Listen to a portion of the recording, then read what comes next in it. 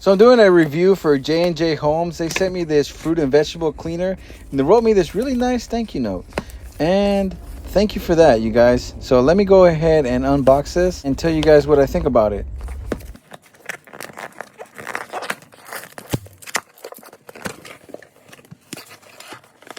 So inside the box, as soon as you open it up, there's this little sheet. It says clean 15 and then dirty dozen. It's just showing you some fruits and vegetables. And I'll be honest, I have never even heard of one of these. I guess my wife has, but I'm glad that you guys sent this over to me because I really wanted to see if this thing works. And at this point, when I'm opening it up, I really don't even know how to use it.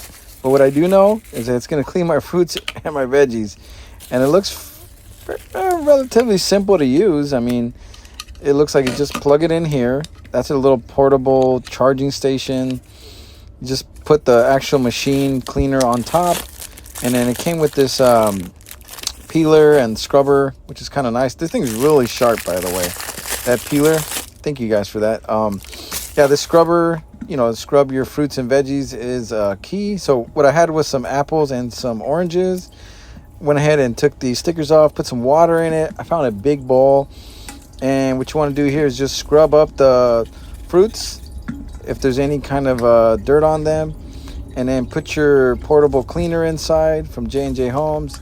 And I noticed that I needed more water, but anyways, so I did those, and then I said, man, let me try some strawberries, because I know strawberries are a lot dirtier than typically apples and oranges. So I said, let me try some strawberries. So what I failed to mention was that I put some salt in here. It says in the instructions to put some salt. So I did. I just didn't have it on video here, but put some salt, and I go ahead and pressed it. And look how dirty the water is after cleaning these strawberries.